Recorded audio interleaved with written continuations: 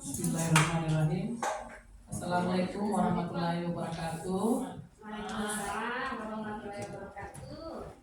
Terima kasih kepada Bapak Ibu yang sudah bersedia meluangkan waktunya untuk mendengarkan kami berdua untuk diseminasi budaya positif yang ada di SD 01 Sumatera Utara. Rencana untuk kegiatan diseminasi ini selain tujuannya sebagai salah satu tugas, dan rencana juga kami akan berkolaborasi untuk memberikan sedikit pengetahuan yang telah kami dapatkan tentang budaya positif yang ada di SD 01 Sumatera Utara. Kami akan berkolaborasi, dan mungkin untuk yang pertama akan diisi oleh Ibu Israbia Lestari.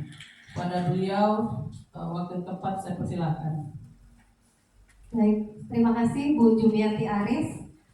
Assalamualaikum warahmatullahi wabarakatuh. Selamat siang Bapak Ibu Guru. Semangat pagi. Pagi. Luar biasa.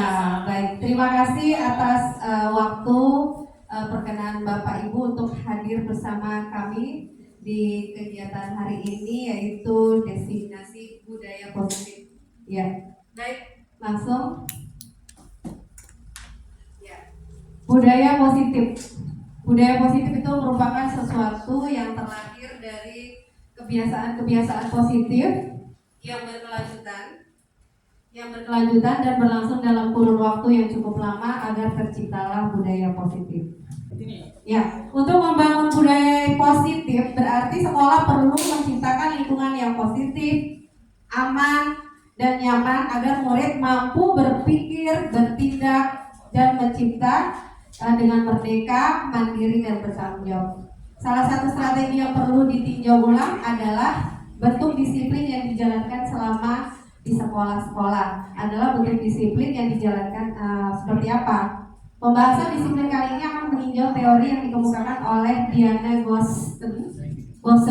Sebelum kita gali lebih lanjut tentang teori disiplin restitusi dan dari Diana Goosen, mari menyamakan model berpikir tentang disiplin itu sendiri. Lazimnya disiplin dikaitkan dengan kontrol. Dalam hal ini kontrol guru dalam pembelajaran. Baik, posisi kontrol menurut Diana Goosen, ya, dalam bukunya mengemukakan bahwa guru perlu meninjau kembali penerapan disiplin di dalam ruang-ruang kelas kita selama ini. Apakah telah efektif? Ya, apakah berpusat memerdekakan murid dan memandirikan murid? Nah, bagaimana dan mengapa? Melalui serangkaian riset dan bersandar pada teori kontrol Dr. William Glasser, dosen berkesimpulan ada 5 posisi kontrol yang diterapkan seorang guru, orang tua, ataupun atasan dalam melakukan kontrol. Kelima posisi kontrol tersebut yaitu 1. Penghukum, 2. Pembuat orang merasa bersalah, 3. Sebagai teman, yang keempat adalah monitor atau pemantau, dan terakhir adalah sebagai manajer. Dari 5 posisi kontrol tersebut, ada di posisi manakah kita selama ini? Ayo kita bahas bersama.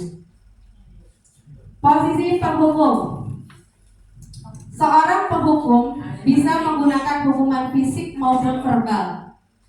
Orang-orang yang menjalankan posisi penghukum itu biasa senantiasa mengatakan bahwa sekolah memerlukan sistem atau alat yang dapat menekan murid, ya, menekan lebih dalam lagi. Biasanya yang dipakai itu adalah patuhi aturan saya atau awas. Itu contohnya. Kemudian yang kedua, kamu selalu saja salah. Kemudian kalimat berikutnya yang biasa dipakai oleh penghukum, selalu, pasti, selalu yang terakhir selesai. Biasanya itu kalau tugas di kelas. Ya. Kemudian guru seperti ini senantiasa percaya hanya ada satu cara agar pembelajaran bisa berhasil, yaitu cara dia. Jadi seolah-olah apa yang dilakukan guru itu yang terbaik menurut dia. Ya. Kemudian penghukum itu biasanya nada suaranya tinggi, kemudian bahasa tubuh mata melotot, ya, jari nunjuk-nunjuk, ya, Misalnya terlambat lagi, itu contohnya. Biasanya seperti itu ya kan? Ya. Kemudian akibatnya dari posisi kontrol sebagai penghukum, kemungkinan murid marah dan mendendam atau bersifat agresif. Bisa jadi sesudah kembali duduk murid tersebut akan mengulang perbuatannya. Ya. Kemudian posisi kontrol yang berikutnya adalah membuat orang merasa bersalah. Pada posisi ini biasanya guru akan bersuara lebih lembut, halus, ya, bahkan merasa kadang membuat orang merasa tidak nyaman dengan kalimat-kalimat yang dikeluarkan guru. Contohnya, berapa kali Bapak harus ngasih tahu kamu, biasanya gitu. Atau misalnya, gimana coba kalau orang tua kamu tahu kalau kamu berbuat begini. Kalimat berikutnya itu biasanya membuat orang merasa bersalah itu, kamu nggak kasihan kah sama ibu, misalnya seperti itu. Jadi banyak kalimat-kalimat pembuat orang merasa bersalah itu halus kesannya, tapi ternyata itu justru membuat anak merasa kayak sakit banget nih di dalam, terasa banget. Nah, nada suaranya itu lembut biasanya, guru yang seperti itu. Ah, kamu ini bagaimana sih, gitu kan? Atau misalnya, kali ini kamu benar-benar mengecewakan ibu deh. Itu termasuk pembuat merasa bersalah. Akibat dari pembuat merasa bersalah tadi, murid itu akan merasa bersalah terus dan merasa gagal terus merasa mengecewakan gurunya. Akhirnya seperti kayak merasa nggak punya kebaikan dalam dirinya. Kemudian posisi kontrol yang ketiga adalah sebagai teman. Nah, kalau sebagai teman, posisi ini tidak pernah menyakiti sih, pada intinya tidak pernah menyakiti, namun akan tetap berupaya mengontrol murid melalui persuasi. Posisi teman pada guru itu negatif ataupun positif.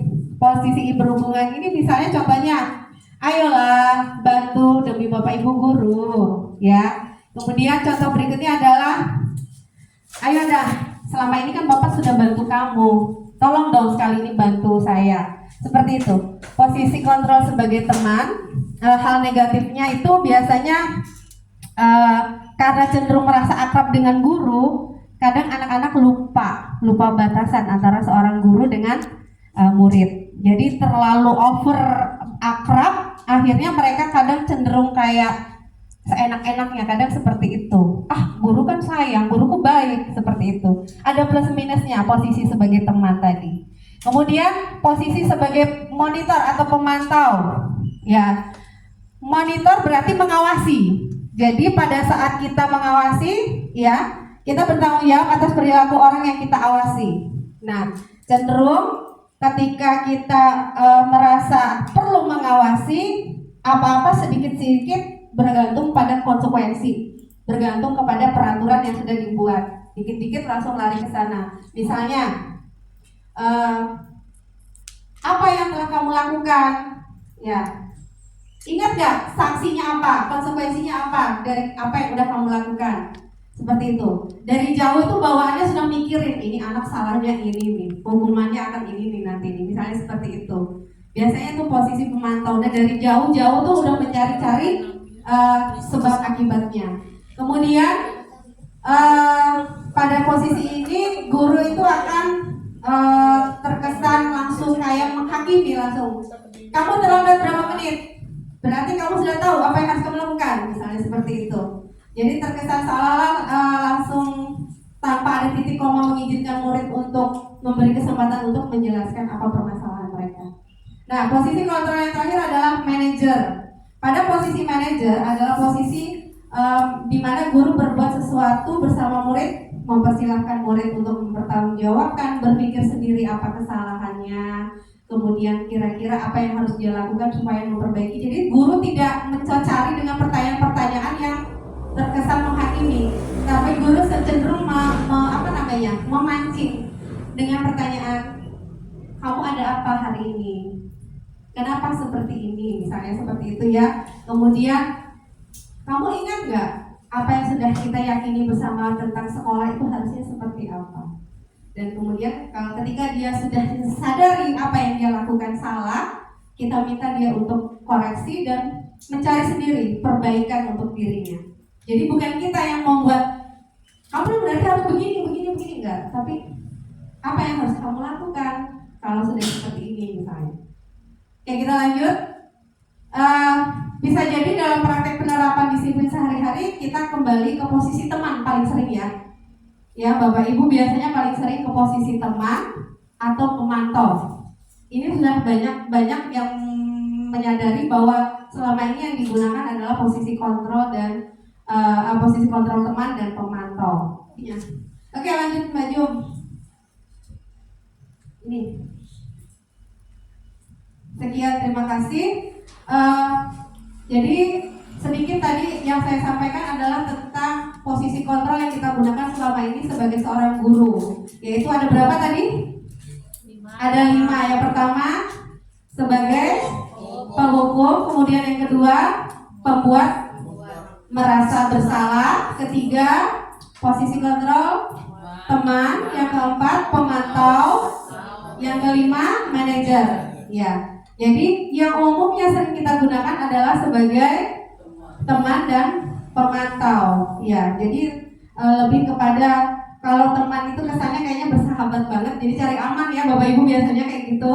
Kemudian kalau pemantau ya sama seperti pada umumnya ketika kita melihat langsung punishment ya, menghukum bahwa oh tadi kamu ini ya seperti itu kurang lebih contohnya. Nah, kira-kira sebenarnya idealnya saat ini apa sih yang harus kita lakukan sebagai seorang guru ketika menemukan kejadian atau kesalahan-kesalahan yang kita anggap selama ini sesuatu yang harusnya dihukum.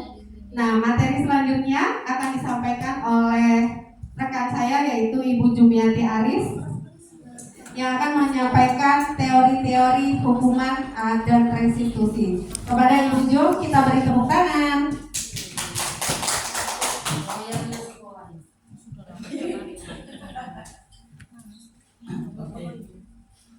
Terima kasih atas kesempatannya Bu Rara.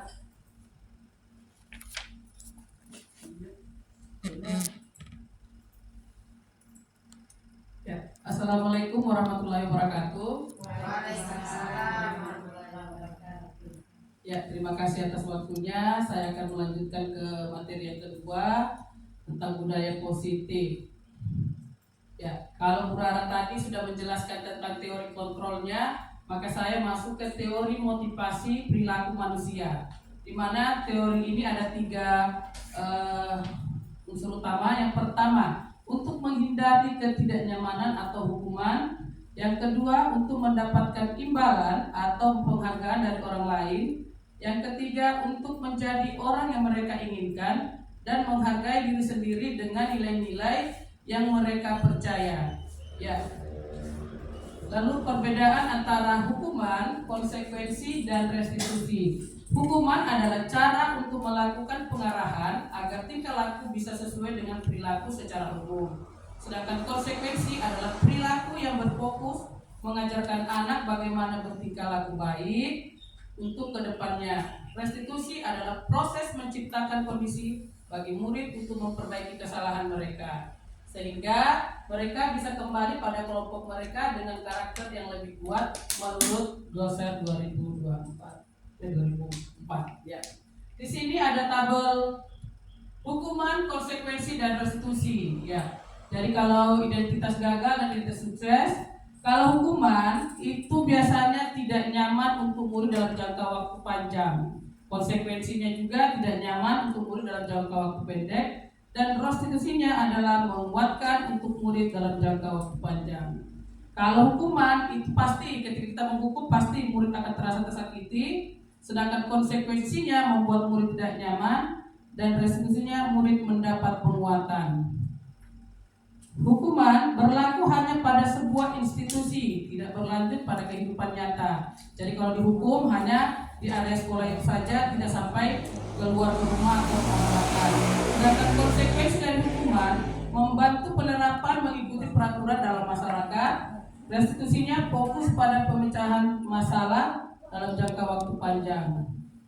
Dan peraturan biasanya kalau hukuman itu kamu harus atau kamu tidak boleh seperti itu. Biasanya banyak kalau untuk hukuman yang kadang kita lakukan ketika siswa berbuat kesalahan. Konsekuensinya itu apa peraturannya, mampukah kamu melakukannya, restitusinya apa yang kamu yakini, apa yang kamu lakukan untuk memperbaiki dari masalah tersebut. Oke, hukuman murid membenci peraturan. Konsekuensinya berarti murid menghormati peraturan. Restitusinya murid menghormati dirinya dan orang lain. Hukuman murid akan menyembunyikan kesalahan, murid belajar peraturan untuk konsekuensinya, dan restitusinya adalah murid belajar memecahkan masalah. Murid merasa bersalah, rendah diri, mengasihkan diri, sedangkan konsekuensinya adalah kehilangan hak waktu jeda seseorang diri. Restitusinya murid tidak kehilangan waktu namun bersemangat untuk memperbaiki diri.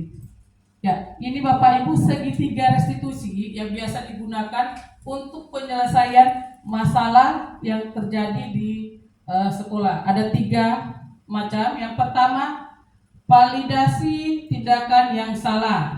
Kita mencari dulu kesalahannya di mana. Contohnya ini, kamu tentu punya alasan mengapa melakukan itu. Biasanya seperti itu. Kenapa kamu berkelahi gitu. Lalu yang kedua, menstabilkan identitas. Yang ketiga, menanyakan keyakinan. Artinya nilai-nilai apa yang telah disepakati dalam kelas, dibuat berdasarkan kesepakatan kelas. Next. Ya. Keyakinan kelas, atau biasa kita mungkin kalau di kelas itu biasanya kesepakatan kelas merupakan sebuah fondasi dan arah tujuan sebuah sekolah atau kelas yang akan menjadi landasan dalam memecahkan konflik atau permasalahan di sebuah sekolah maupun kelas. Prosedur pembentukan keyakinan kelas atau sekolah, yang pertama, mempersiapkan warga sekolah atau murid di sekolah kelas untuk bercurah pendapat tentang peraturan yang perlu disepakati di sekolah. Kedua, mencatat semua masukan-masukan para murid warga sekolah di papan tulis atau di kertas besar. Yang ketiga, susunlah keyakinan kelas sesuai prosedur pembentukan keyakinan kelas. Gantilah kalimat-kalimat dalam bentuk yang negatif menjadi positif. Tinjau kembali daftar surat pendapat yang sudah dicatat. Setelah keyakinan sekolah selesai dibuat, maka semua warga kelas dipersilakan meninjau ulang dan menyetujui dengan menandatangani keyakinan kelas atau sekolah, termasuk guru dan semua murid.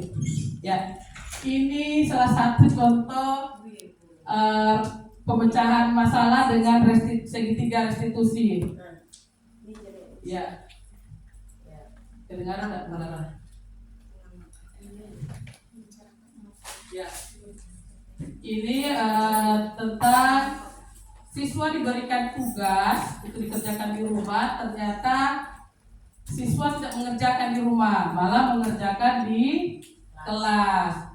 Jadi saya menggunakan segitiga restitusi. Yang pertama adalah menanyakan kenapa itu bisa terjadi, hanya berbeda caranya dari contohnya dari sekolah. Kenapa kau sekarang dikerjakan?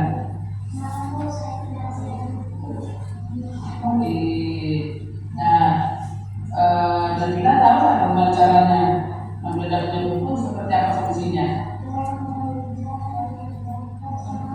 menstabilkan identitas. Ya, jadi tapi masih ada kesepakatan kelas yang dibuat. Apa yang kita yang disepakati bersama?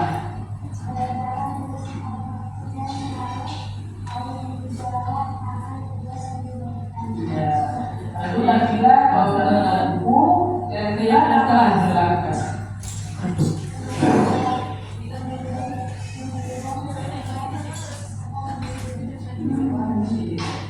Dia tahu solusi apa yang dia lakukan, dan dia dalam buku, jadi bisa melihat atau ibu. Ya, itu tadi penyelesaian siswa yang tidak mengerjakan tugas rumah dikerjakan di sekolah, maka kita menggunakan segitiga restitusi. Dan selanjutnya tentang kebutuhan dasar manusia. Kebutuhan dasar manusia ada 5. Yang pertama, kebutuhan bertahan hidup. Kemudian kasih sayang dan rasa diterima. Yang ketiga, penguasaan, kebutuhan pengakuan atas kemampuan. Yang keempat, kebebasan, kebutuhan akan pilihan. Dan kelima, kesenangan, kebutuhan untuk merasa senang. Jadi ada 5 kebutuhan dasar manusia. Ya, kesimpulannya menurut Dr. William Gleason dalam teori kontrol menyatakan bahwa setiap perbuatan memiliki suatu tujuan, dan selanjutnya menurut Diana Gosen bahwa mengaitkan nilai-nilai kebajikan yang diyakini seseorang, maka motivasi intrinsiknya akan terbangun sehingga menggerakkan motivasi dari dalam dan untuk mencapai tujuan mulia yang diinginkan. Sebagai pendidik, tujuan kita adalah menciptakan anak-anak yang memiliki disiplin diri sehingga mereka bisa berperilaku dengan mengacu pada nilai-nilai kebajikan universal dan memiliki motivasi intrinsik bukan ekstrinsik. Demikian presentasi saya hari ini. Wabillahi taufiq wal hidayah. Wassalamualaikum warahmatullahi wabarakatuh.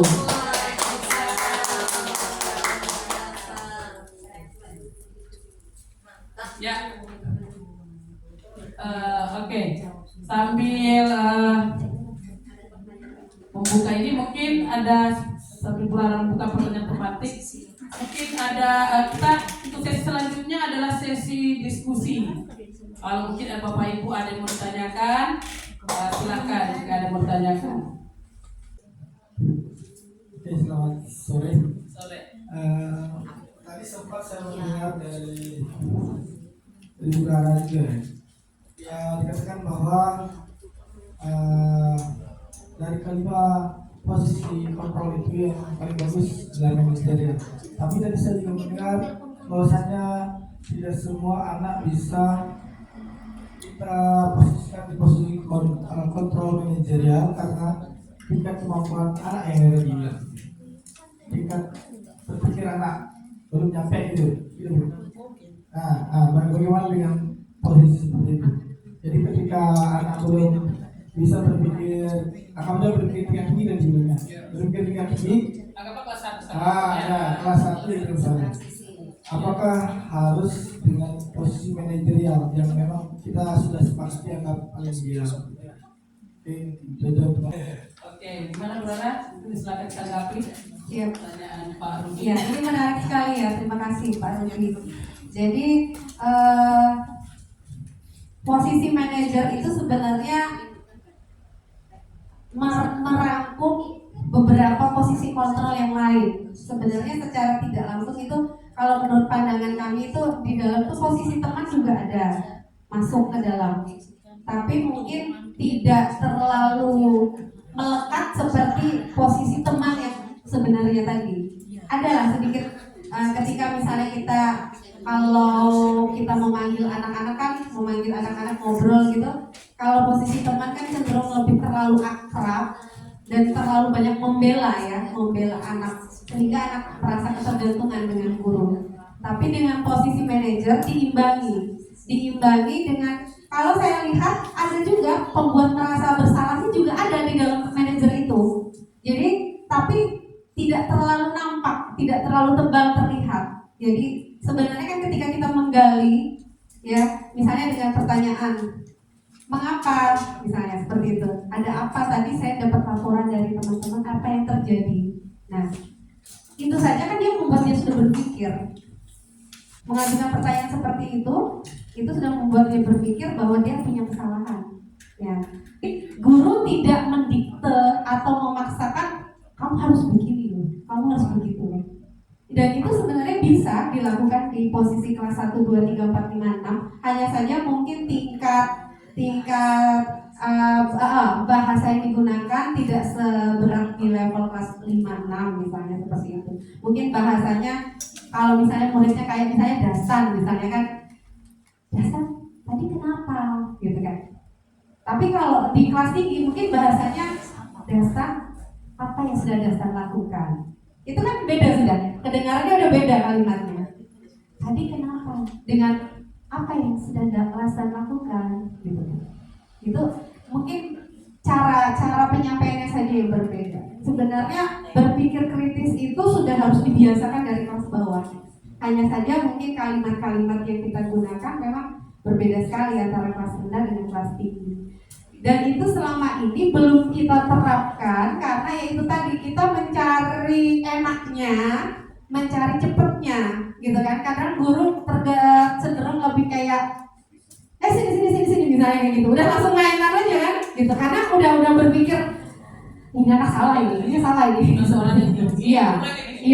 Belum lagi misalnya modelnya misalnya kayak kita manggilnya lagi sini ya. Selama ini kayak gitu. Soalnya kayak kita ini kayak hebat banget gitu. Guru kan selalu kayaknya seolah-olah selama ini merasa aku adalah guru yang harus didengar nih sama muridku. Aku adalah guru yang harus dihormati. Padahal selama ini kita adalah guru yang ditakuti. Bapak Ibu, kita mancing dulu dengan pertanyaan di depan. Ayo, kita berlomba. Hukuman dan konsekuensi. Ayo kita main tebak-tebakan. Ini termasuk hukuman atau konsekuensi? Mencatat 100 kali di dalam buku kalimat. Saya tidak akan terlambat lagi karena terlambat ke sekolah. Hukuman atau sanksi? Hukuman atau konsekuensi? Ayo. Oke, kita pilih hukuman. Benar atau salah? Salah. Ternyata dia termasuk konsekuensi. Lalu Setelah konsekuensi, membersihkan WC sekolah karena mematahkan pensil kawannya. Bu Siti Nurhasana. Ayo, konsekuensi hukuman. apa Bu? Hukuman. Hukuman. Kita lihat ya. Ini kan. Betul. Satu. Kita lihat. Dari pertanyaan pematik tadi, kita bisa membedakan antara konsekuensi itu apa, hukuman itu seperti apa. Mungkin ada yang mau menanggapi, Bu Rini? Mau menanggapi tentang pematik tadi, antara ada perbedaan antara konsekuensi dengan hukuman. Nah, itu Kita ada ini mainnya. Bu bicara. Hukuman apa konsekuensi dilihat aja dari kalimatnya. Jika kalimatnya itu melanggar sebuah kesepakatan yang sudah disepakati, pasti itu konsekuensi. Ya. Kalau hukuman itu yang kesalahannya itu yang melanggar pasal baru tidak. Ya. Oke, betul kata Bu Rini. Ada yang menambahkan? Ya. Bu Yuli, Pak? Kalau hukuman mungkin itu hanya salah satu pihak saja. Kalau konsekuensi itu dari dua pihak atau semuanya. Semuanya, ya. Oke. Kalau ini tadi udah dibahas sama Bu Jum ya. Jadi perbedaan hukuman, konsekuensi ya kan? Nah, hukuman itu tidak nyaman dalam jangka waktu panjang. Mungkin dia malu, ya kan? Merasa tersakiti. Kalau konsekuensi itu cenderung hanya dalam jangka pendek, murid itu tidak nyamannya. Jadi seru ya. Kami saja yang mengikuti ini Pak Rudi ikut ya, wajib. Ya, karena di dalam banyak games-gamesnya sebenarnya.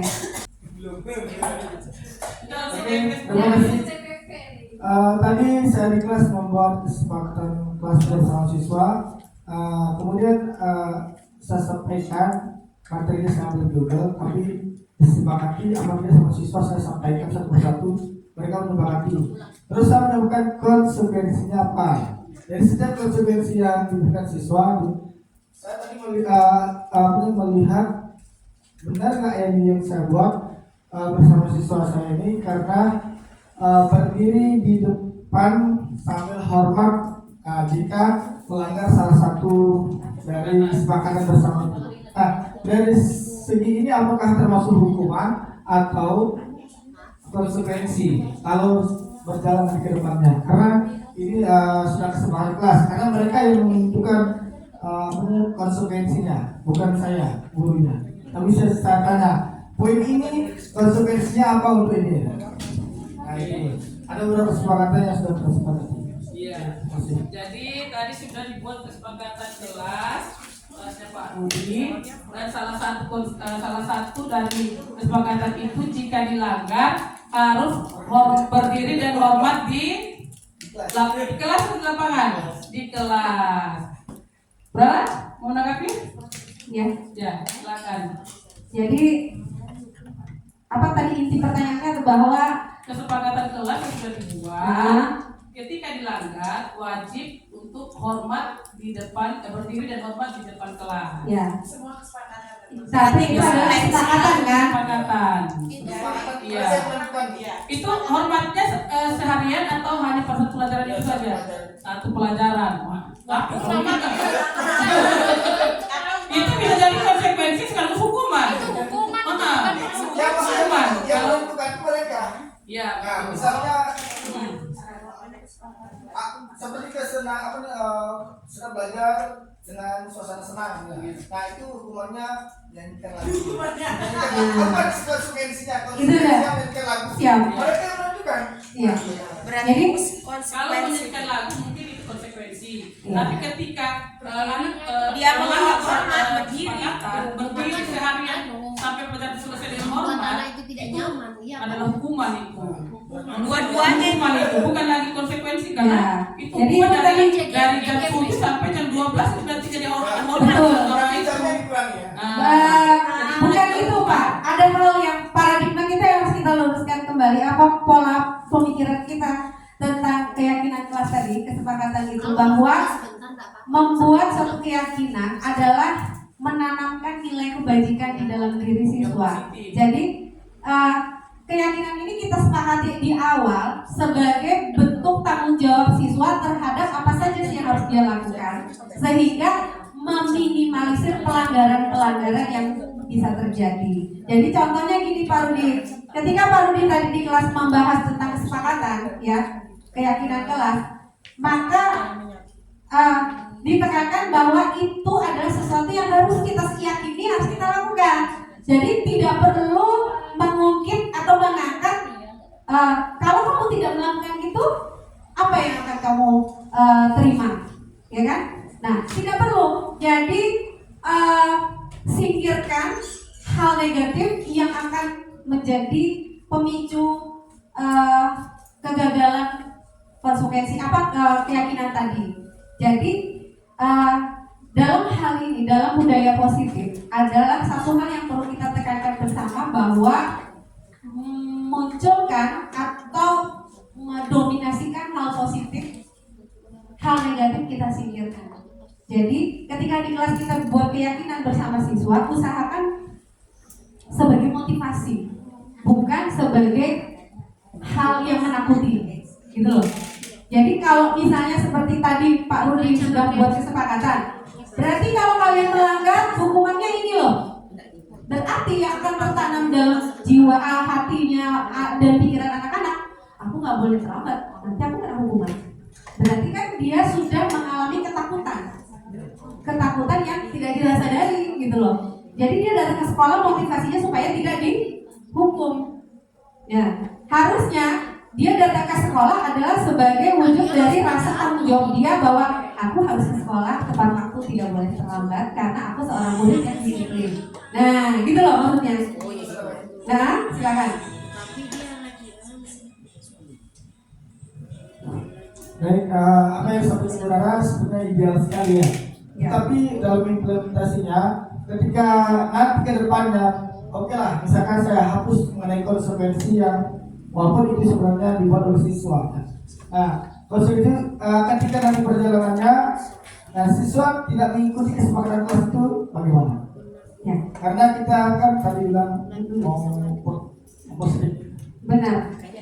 Mungkin konsekuensi yang diberikan itu bukan yang membuat dia akan trauma atau membuat dia jadi takut. Iya. Jadi mungkin ketika dia Melakukan melanggar konsekuensi dibuat, itu bisa jadi apakah diberi konsekuensi dengan menyanyikan lagu atau konsekuensinya itu apa kali yang kemudian yang simpel-simpel, bapak yang tidak membuat itu Mengambil jadi sampah. takut, tidak membuat itu jadi trauma nantinya. Karena ketika ketika Kalau hukumannya kalau WC itu mungkin terlalu berat. Terlalu berat, Iya, itu hukuman. itu sudah hukuman itu.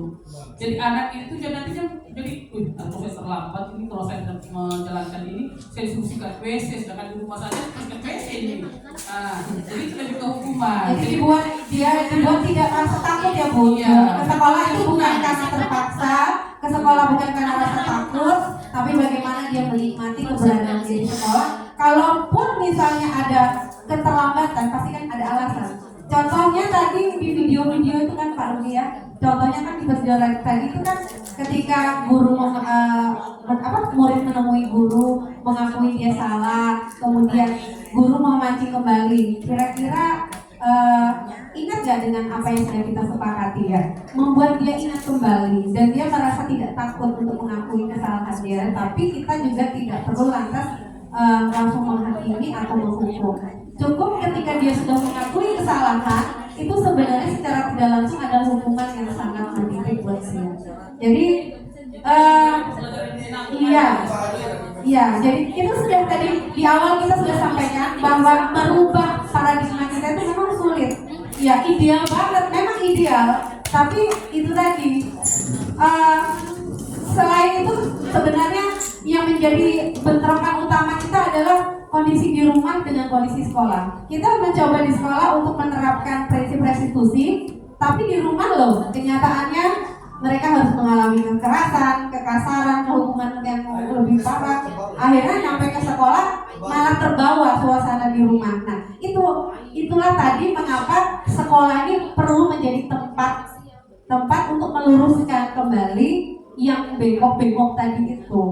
Kita tidak bisa meluruskan, tapi kita bisa menjadi tempat yang membantu meluruskan gitu loh, seperti itu. Memang yang kedua selanjutnya kita perlu kerjasama memang. Kita perlu kerjasama dengan pihak orang tua. Makanya kita perlu membangun komunitas. Kedepannya kita akan punya rencana selain kita akan sering berdiskusi dengan teman-teman guru untuk memahamkan sepemahaman dengan prinsip tentang budaya positif tadi, kita juga perlu memanggil orang tua. Orang tua itu harus sering kita bimbing juga loh untuk sepaham dengan sekolah. Jadi selama ini kan orang tua terkesan seperti kayak hanya menitipkan, tapi tidak tahu apa sih sebenarnya yang harus mereka lakukan supaya trilogi pendidikan ini apa ya istilahnya apa ya, hubungan ini berjalan dengan baik, ya lancar dan sukses. Pendidikan itu tidak hanya guru dan murid saja, tapi orang tua juga penting, harus tahu apa yang harus dia lakukan. Kurang lebih seperti itu ya Pak Rudi ya. Jadi memang agak sulit, idealis banget memang, tapi memang berat teorinya mungkin idealis, tapi pelaksananya sangat berat karena melihat yang ada di lapangan ini itu sangat jauh sekali Pak Rudi. Ya, di lapangan ini lebih banyak menghukum, lebih banyak memberikan hukuman. Nah, sedangkan yang tadi kita harus membuat pembelajaran yang menyenangkan, harus memberikan konsekuensi yang positif kepada anak-anak. Memang itu sangat berat sekali untuk dilakukan. Tapi pelan-pelan kita berusaha untuk merubah paradigma lama kita yang agak bego-bego itu untuk mulai meniti dari bawah. Oke? Ya. Jadi ingat itu ya Bu Jung. Kami punya teman di angkatan kami itu guru dari SMK 2. Ketika mereka mencoba mempraktekkan restitusi, kan mereka biasa nih sekolahnya disiplin militer kan, semi militer. Jadi ketika gurunya mencoba halus, muridnya ketika dipanggil di SMK 2 ya, kan ketika anak-anak menghadap guru, Rudi siap, siap, ya kan? Siap salah. Jadi ketika gurunya bilang Rudi, anak-anak bingung anak-anaknya. Apa ini? Ya kan? Apa ini? Siap salah Pak. Ya siap. Oh gitu. Nah ternyata gurunya harus menggunakan bahasa yang lemah lembut, katanya melankolis jadinya lemah lembut. Jadi gurunya sendiri bingung, apalagi siswanya bingung. Bagaimana menggunakan segitiga restitusi itu untuk menyelesaikan masalah, sedangkan sikap yang dibangun dari awal itu memang sikap kebijakan yang tidak bisa siapa mungkin dan tapi memang harus dipahami konsep pendidikannya juga memang karena dia memang SMK pelayaran ya. Jadi semi militer kembali lagi kepada visi dan misi mereka bahwa versi disiplin untuk mereka memang seperti itu. Jadi tidak bisa juga memang teori restitusi ya. Tapi kalau sekolah umum seperti kita pada umumnya apalagi kelas menengah sekolah dasar, mungkin teori restitusi ini bagus banget untuk diterapkan supaya mereka betah semangat untuk ke sekolah. Baik, bagaimana Bu Jo? Sudah Oke, cukup? masih ada yang mau bertanya? Kalau tidak, oke, silakan tanggapan Bu Medi. Tanggapan dari rekan guru penggerak. Sedikit meluruskan terkait dengan kesepakatan atau keyakinan kelas. Sebenarnya bahasa yang digunakan sekarang itu adalah bukan kesepakatan lagi, tapi keyakinan. Yang dipakai ya keyakinan kelas.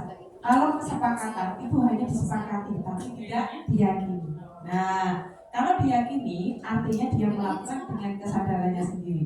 Dan dengan bahasa keyakinan kelas, artinya itu hanya berlaku untuk di kelasnya. Jadi misalnya datang ke sekolah tepat waktu, itu sudah masuk bukan keyakinan kelas tapi tata tertib sekolah, peraturan sekolah. Ketika di kelas itu adalah yang dimunculkan adalah hal-hal yang nantinya akan dilakukan di kelas.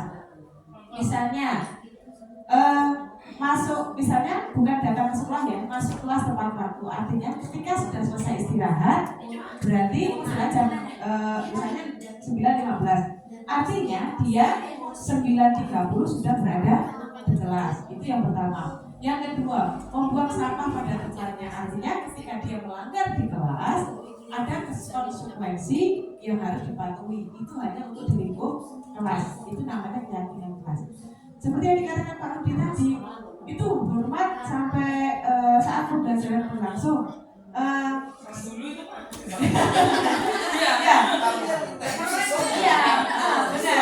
Jadi gurunya sendiri pun harus meluruskan bahwa tadi yang dikatakan oleh Bu Juliana Burata, ya, kita sebagai guru meluruskan mana yang termasuk hukuman, mana yang termasuk konsekuensi. Tadi di soal tadi ada beberapa. Kalau kita cenderungnya bahwa hukuman itu yang berhubungan dengan fisik. Kalau konsekuensi berhubungan dengan kita memberikan pembelajaran agar dia tidak melakukan lagi. Misalnya pembelajaran bermaknanya itu tadi. Tapi ada beberapa yang memang kita lakukan terkait dengan fisik. Misalnya ketika saat makan anak-anak kemudian dia makannya dibuat mainan, kan ada anak yang seperti itu. Konsekuensinya apa? Secara otomatis dia harus mengepel, kemudian membersihkan. Itu berhubungan dengan fisik, tapi diperbolehkan karena dia belajar bermakna. Iya, karena dia berbuat. Intinya dari keyakinan kelas seperti itu. Jadi kita harus membedakan. Memberikan konsekuensi itu yang berhubungan dengan kesalahannya dia. Misalnya, ikan berisik boleh ketika kesalahannya berada di kamar mandi. Misalnya dia ke kamar mandi, ketahuan, nih kencing nggak disiram. Oh, iya. Nah, itu yang harus diluruskan. Jadi disesuaikan antara kesalahan dengan konsekuensi yang harus dibuat. Misalnya tidak mengerjakan PR, Bapak suruh lari 10 kali di lapangan agak nyambung. Nah, kerjakan PR-nya 2 kali kerjanya misalnya, itu aman. Karena apa istilahnya memberikan pembelajaran karena kesalahan yang telah diperbuat. Jadi antara kesalahan dengan konsekuensi yang sinkron. Ya, mungkin itu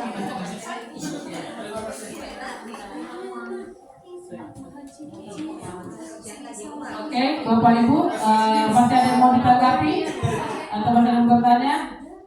Oke, kalau tidak ada lagi maka diskusi siang ini kami akhiri. Kurang lebihnya mohon maaf.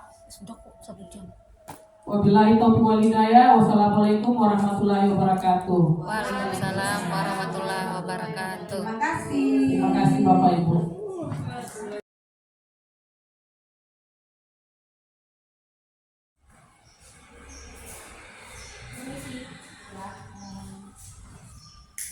Fajar tahu kan mengapa ibu memanggil? Iya Bu. Menurut Fajar apa yang pernah dilakukan Fajar itu sudah benar? Tidak Bu. Iya nak.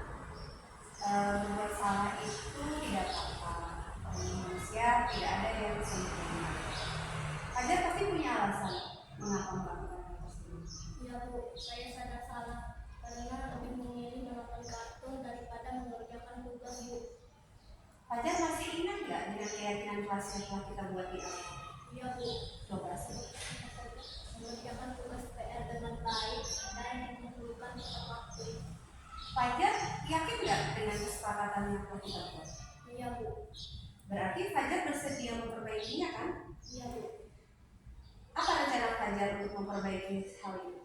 Saya akan segera mengerjakan tugas yang diberikan dengan baik dan menyertakan tepat waktu. Baik. Fajar kedepannya ingin menjadi orang yang seperti apa? Saya ingin jadi orang yang disiplin dan bertanggung jawab. Baik. Semoga apa yang sudah dilakukan tercapai ya. Terima kasih.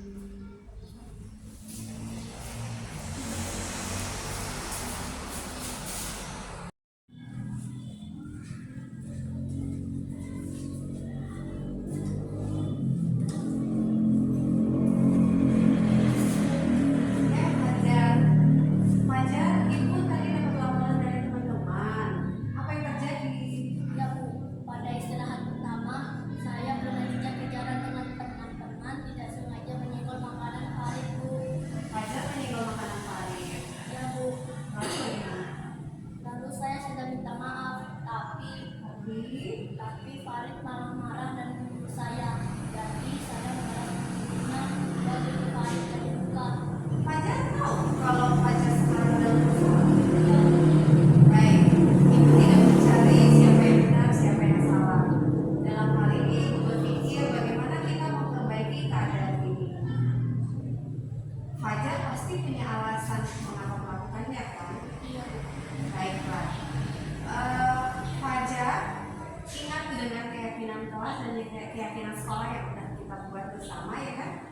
Nah, coba Fajar apa yang belum Fajar lakukan dari keyakinan tersebut? Kita harus bersikap baik kepada siapapun dan menjaga ketertibannya Bu. Baik. Jadi Fajar masih ingat semua tentang keyakinan tersebut ya.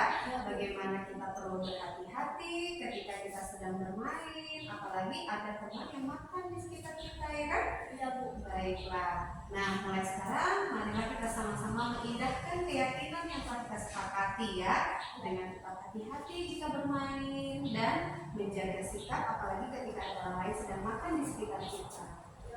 Terima kasih ya Fajar. Sama-sama.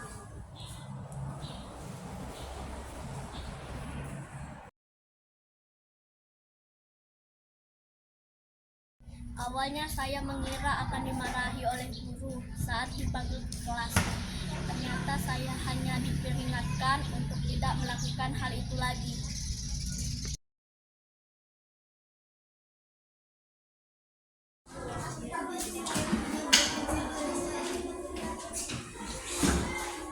Oke.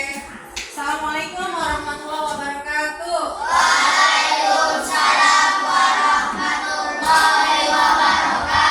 Selamat pagi.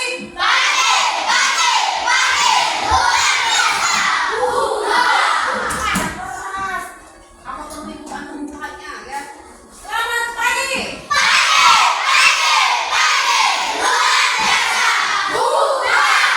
Ya, tepuk tangan buat kita.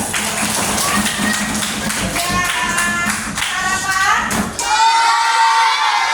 Ada yang harus biasanya kalau pagi harus sarapan dulu baru sekolah? Siapa? Ya, ada yang nanti kalau istirahat baru bisa sarapan, maksudnya mungkin perutnya nggak kuat kalau pagi-pagi. Ya, jadi setiap orang dianugerahkan oleh Tuhan dengan kondisi yang berbeda-beda. Ibu tanya deh buat anak-anak, kalian bisa membedakan nggak sesuatu itu baik atau tidak? Bisa dibedakan nggak? Bisa nggak? Bisa? Bisa membedakan? Bisa? Ya, coba kopinya dibuka dulu supaya apa yang kita omongin hari ini masuk ke dalam otak. Ya. Jadi kalian merasa kalau kita itu berlaku baik, kalian yakin nggak kita akan menjadi baik? Yakin? Yakin nggak? Yakin. Oke, sekarang kelas ini supaya tertib, supaya teratur, maka apa yang harus kita yakini bersama? Ayo coba berpikir. Pikirkan supaya kelas ini menjadi baik, anak-anaknya juga baik, pembelajarannya juga baik, maka kita harus meyakini diri kita tentang apa aja. Sesuatu hal pertama apa? Ketika kita apa? Hal baik apa? Ngomong tidak pakai malu. Bicaralah apapun keluarkan, jangan khawatir ibu akan menolak. Ibu akan coba membantu kalian untuk menekankan itu benar atau tidak. Bagaimana? Hal-hal baik apa yang perlu kita lakukan bersama di sekolah ini? Berbagi makanan. Oke, kita tulis berbagi makanan atau apapun itu ya. Berbagi makanan ya. Atau hal lain. Kemudian apa tadi? Tadi ada apa? Membantu teman.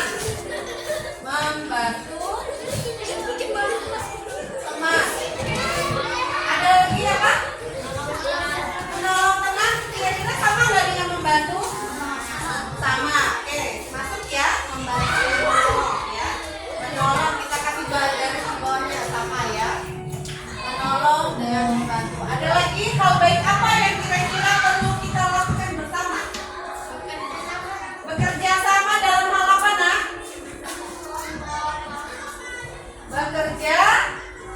Bekerja sama. Bekerja sama contohnya apa? Bekerja sama dalam hal apa? Bekerja kelompok, weekend, apa lagi? Gotong royong apa, Nak? Membesarkan kelas ya. Nah, ya bekerja sama, gotong royong. Gotong royongnya ya bekerja samanya untuk misalnya kerja kelompok. Terus apa lagi tadi? Piket kelas. Piket kelas. Kemudian yang ini membersihkan kelas sama ya. Oke, kemudian hal baik apa lagi yang perlu kita sama-sama lakukan? Ayo, ada ide-ide lain? Hal baik apa ya? Mulai pagi hari deh. Dari pagi hari kita harus apa supaya tidak terlambat? Bangun pagi-pagi. Kalau sekolahnya harus apa berarti? Supaya tidak dikatakan terlambat berarti datang tepat waktu. Ya kan? Datang tepat waktu. Baiknya ini. Hal baiknya ini. Hal baik. Oke, kemudian selain datang tepat waktu, kita ingat sama-sama dulu. Setelah kita sampai di sekolah ngapain biasanya? Naruh tas. Berarti apa tuh kalau naruh tas itu bahasanya apa itu? Meletakkan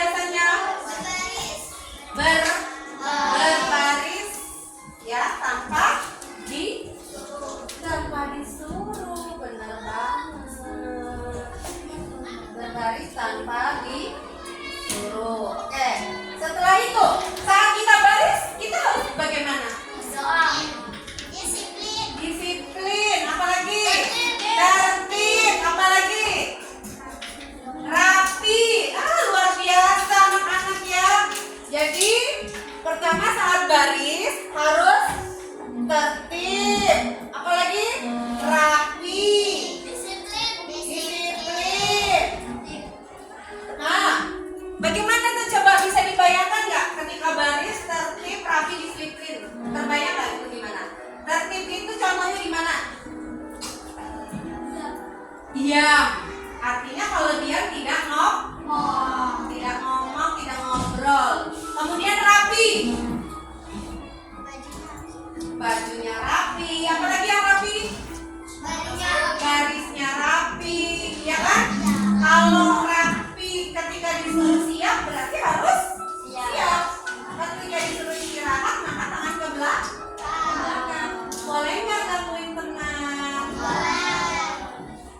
Ini kalian sendiri loh ya yang tahu jawabannya kan? Ya. Kemudian disiplin. Ketika disuruh hormat maka hormat. Ketika disuruh berdoa maka berdoa. Ada yang ngobrol? Nanti saat upacara atau doa pagi silakan diingat baik-baik apa yang harus dilakukan. Oke? Kemudian setelah itu, setelah sudah di lapangan, kita biasanya kembali. Sebelum kembali ke kelas biasanya sama ibu guru, bapak guru diingatkan suruh apa itu? Ambil sampah. Berarti kalau kita melihat sampah, apakah perlu disuruh? Ya. Anak-anak, sebenarnya sekolah ini akan bersih kalau kita semua masing-masing ingat, sadar bahwa kita perlu menjaga kebersihan. Tidak dilarang untuk jajan, dan dilarang, boleh, silakan jajan. Tapi saat kita jajan, setelah kita makan, sebaiknya sampahnya langsung dibuang di tempat. Sedihnya itu kalau dilihat tuh begini, ada yang habis jajan tuh pegang makanan sama minuman pada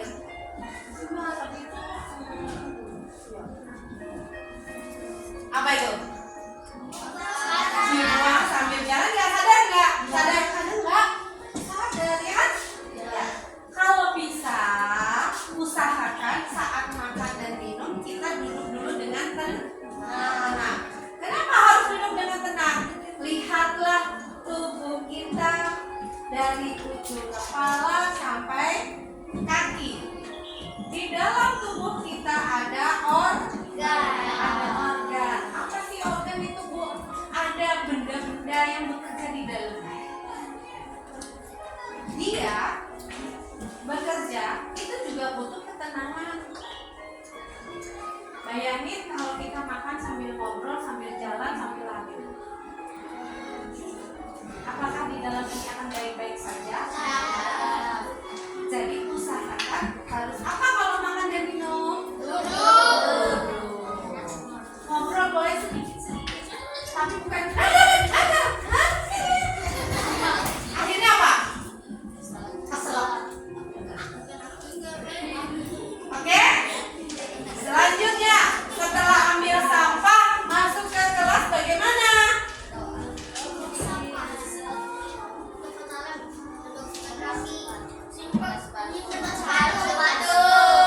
Meletakkan lepas dulu dari mana? Supaya kita tidak capek bikinnya, ya kan?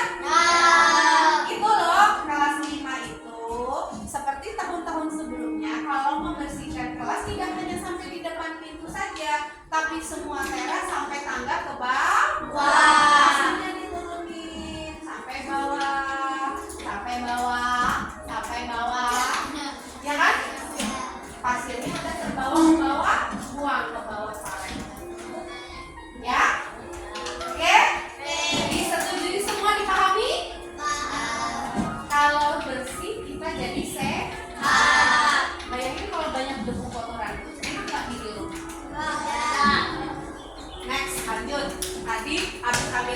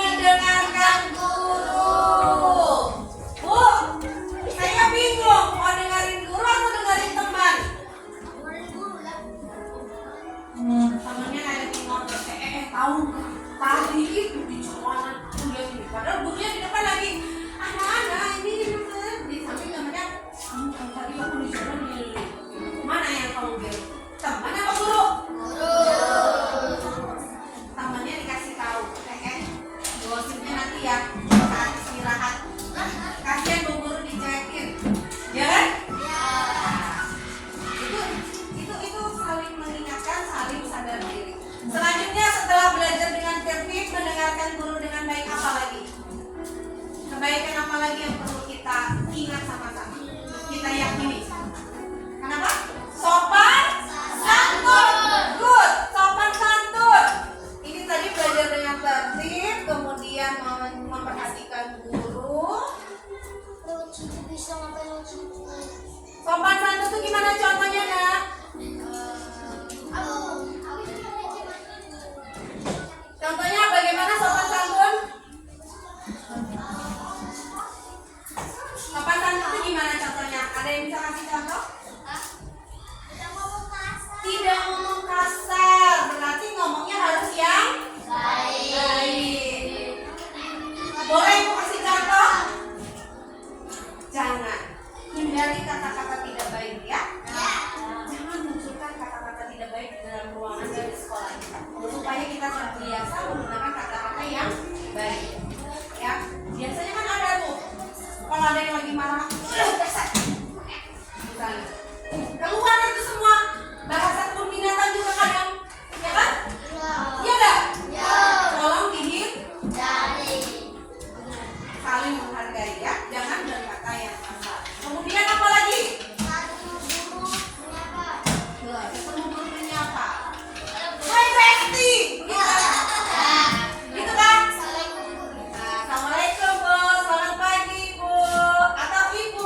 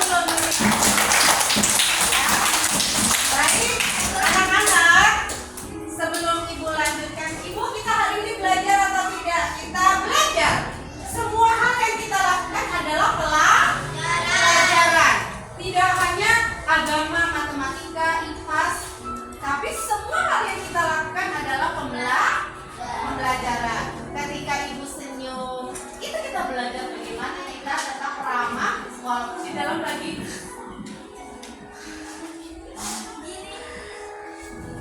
Ya, karena apa? Dengan kita tersenyum, orang lain juga bisa ikut tersenyum. Tapi ketika saya cemberut, pasti temannya juga akan seperti itu, ya kan? Dia akan balas. Iya enggak? Iya enggak? Iya. Jadi berikan senyum. Kalau dalam Islam ada hadisnya. Tabassumuka Fi wajahi akhika sadaq. Manismu di hadapan saudaramu adalah sedekah. Tepuk tangan dulu dong buat Nafisah. Ya, hafal hadisnya. Senyummu di depan saudaramu adalah sedekah. Artinya senyum itu juga sedekah, beramal, berbuat baik, dapat pahala. Jadi tersenyum. Nggak usah lebar-lebar. 1 senti ke kanan, 1 senti ke kiri. Oke, coba 1, 2, 3. Berikan senyum termanis. Oke, thank you. Ya, baik anak-anak. Bawa buku tulis kan? Bawa. Sekarang tuliskan di buku tulis kalian. Oke, siapkan alat tulis kalian.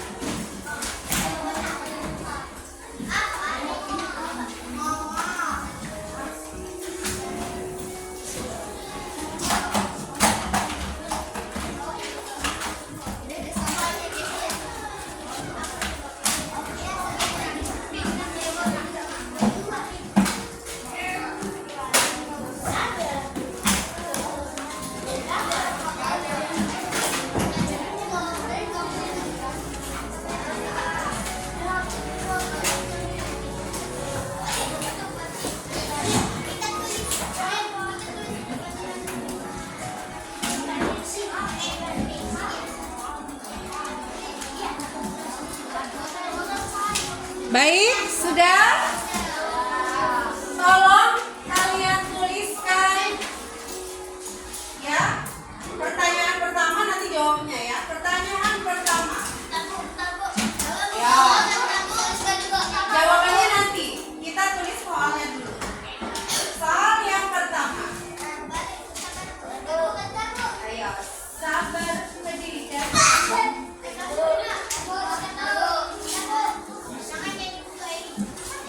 Are you ready? Ready? Go. Aku ingin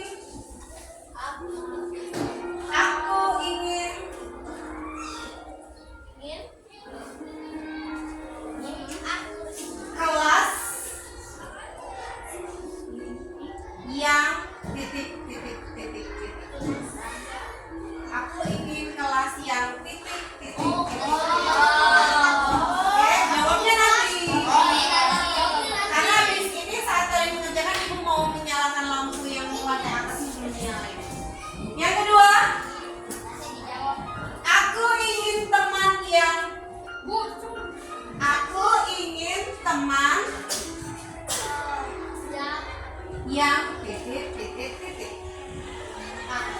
teman yang titik. Oke, sudah? Sudah. Nomor 3. Aku ingin guru yang titik.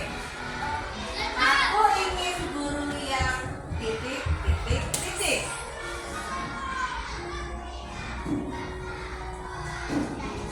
Ya. Oke, pintar-pintar loh nulisnya.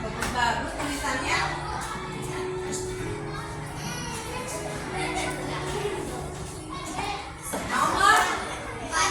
Number 4. Yes? Right? Number 4? Number 4. Aku ingin pembelajaran yang titik. Aku ingin pembelajaran yang aku ingin pembelajaran yang titik.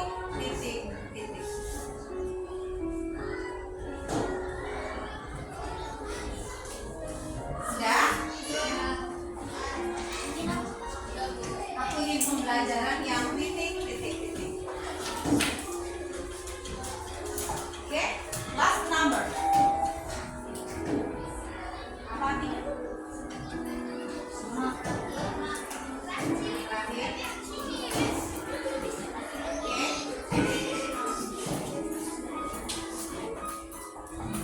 Aku ingin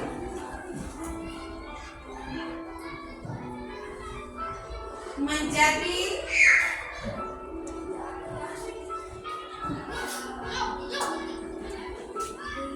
anak kelas 5. Aku ingin menjadi anak kelas 5 yang titik.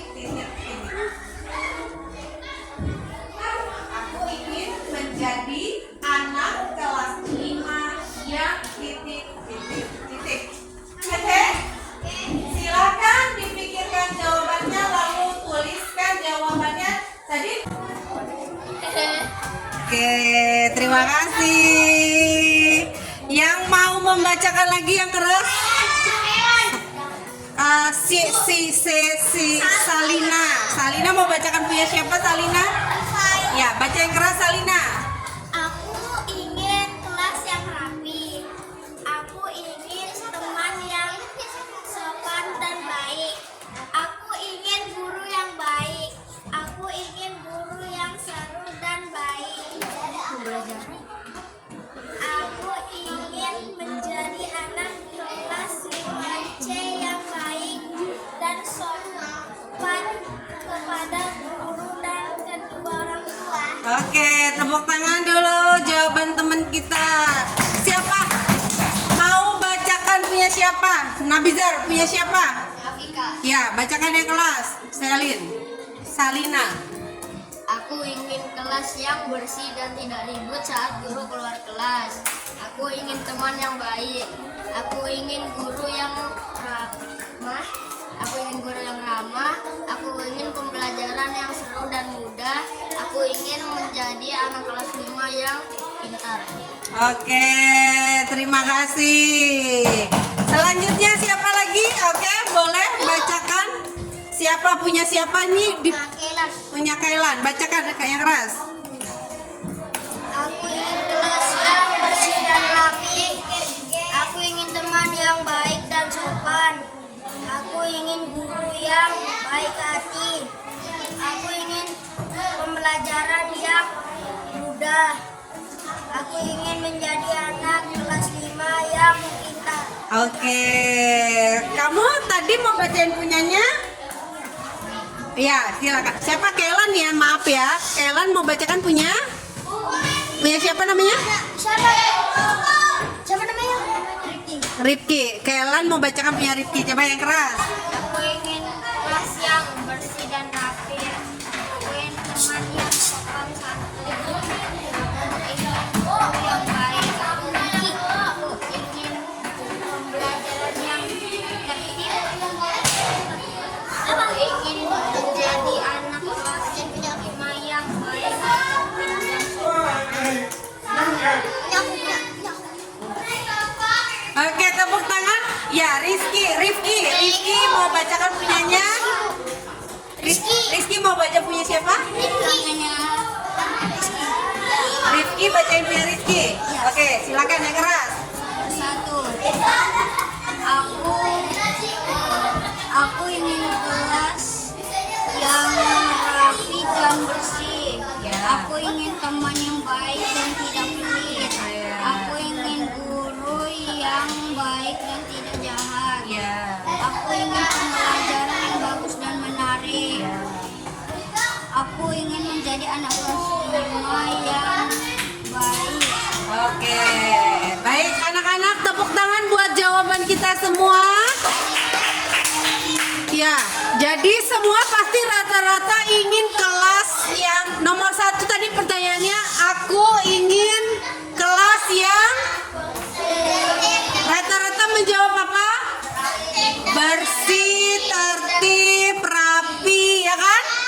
Kemudian pertanyaan nomor 2.